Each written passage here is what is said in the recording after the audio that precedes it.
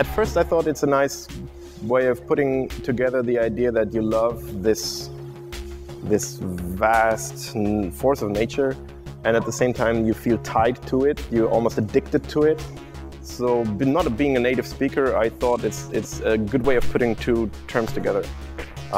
Being bound to the sea. And then I learned that it means that seabound, a vessel is leaving a harbor and is going on the sea. And I thought, well, that's even better because it's like being born. And there's no harbor to get back to. You don't crawl back into your mother.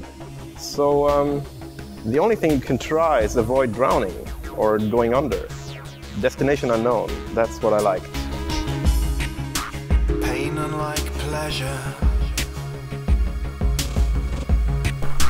Wears no mask. When Seabound started, we considered ourselves to be a studio band. Actually, we wanted one CD and see it, touch it, and then, you know, we would be in heaven.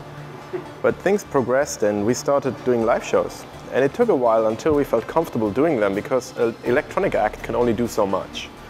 And we were not into makeup, we were not into like big theater. So I think it took 2 years until we really felt comfortable doing live shows. But then something changed. And I really thought the live shows is the only real possibility to get into contact with my fans and my friends. And I started enjoying it. And that changed everything. So we were keen on getting back on tour. And we did a tour with Covenant in 2002. We did a small US tour with Stromkern in 2002. But we were desperate to be back. Feel the seasons change, unwavering like waves. I was so conscious and aware of myself. I was watching every step that I was taking. I guess that's part of being a psychologist. You always try to watch people behave, and I watched myself. And you cannot enjoy being on stage if you are so self-aware.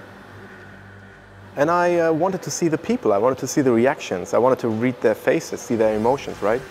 And I gave myself, that was in 2004, I said, well, 5 more shows. If I don't enjoy it by the end of these 5 shows, I will quit doing live shows. And that kind of did it for me.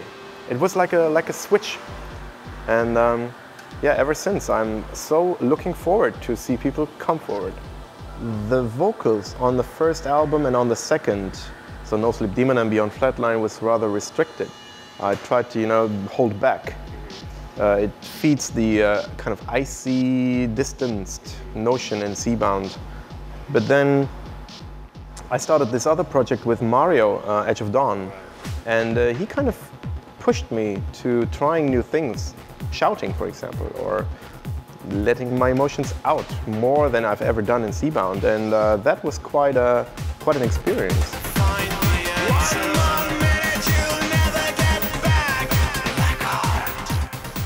Double Crosser and Enjoy the Fall, the Edge of Dawn album, they kind of went parallel.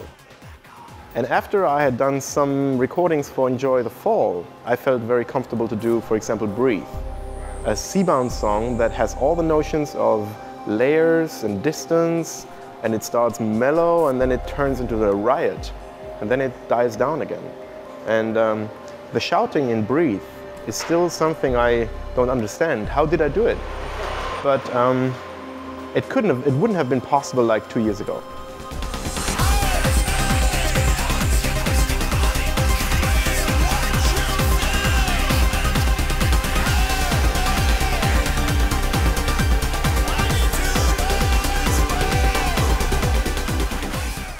I really wanted to express what I felt, and I think Seabound benefits from doing, on the one hand, the distance bit. And it will always be there because it's about layers and about hiding things. Make people discover, and unless you hide something, there is no need to discover. But also be frank and put things in the open, like for a change.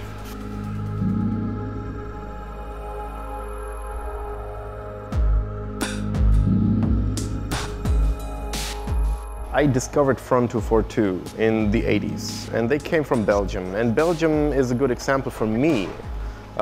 It's a European country, like distances are small.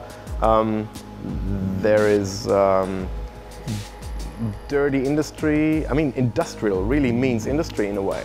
So people had shitty jobs and they complained about it in a certain way. So they tried, instead of acting it out in an aggressive kind of fashion, they found catharsis in music. That's how I saw Front 242 in a way. I think Germany and also Sweden and the northern countries, I think they benefit from being a bit restrained and structured and a bit lacking fun. So I think electronic music really suits us. It's at first sight it's emotionless and it's kind of colder, very cognitive in a way. So bringing these two together, a bit of a tension really, that is in Europe, and that's been there I think throughout history. It feeds and nourishes this scene. In Europe, there are 3 magazines basically that inform the scene, and you have the internet, of course, so everybody knows when things are coming out. There's dozens of mail orders and everybody's like on top of things.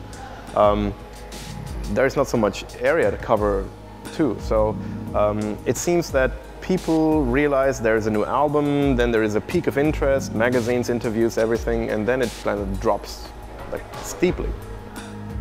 In the US it's so different. It's like a steady interest, and every week we get emails from people saying, well, I just discovered you guys. It's amazing stuff. So there's a lot of territory, obviously, that is still uncovered and on this kind of being out there and not knowing about things.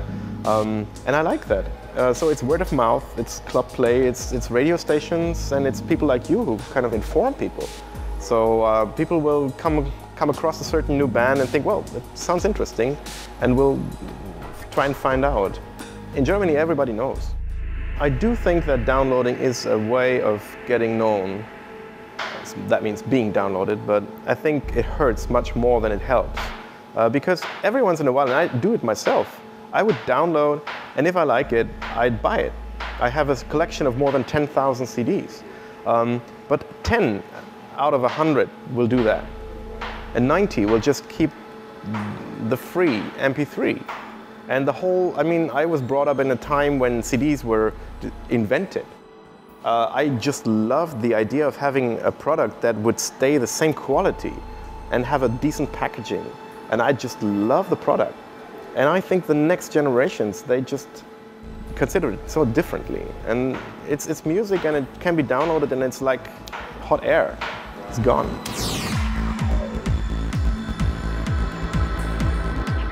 When we were signed to Dependent, that was after we showed them 2 demos of ours. The first in 1996, the second in 1999, and every time Stefan Herwig, who would run Dependent, goes, "Oh guys, it's not bad, but it's, you know, not quite there. You go on and you send me the next one." It's kind of frustrating. In retrospect, I kind of liked his approach because he's very critical. At the same time, his heart is in it. So he would offer the first album to Metropolis, and Metropolis wouldn't want it. So we kind of sent them 100 copies for mail order, and they sold them. So they ordered another 100, and they sold them. That's when they said, well, we are going to license Flatline, the second album. And ever since then, we've been with Metropolis, and they've been very, very supportive. I think this tour, for example, would not have been possible at all without the Metropolis.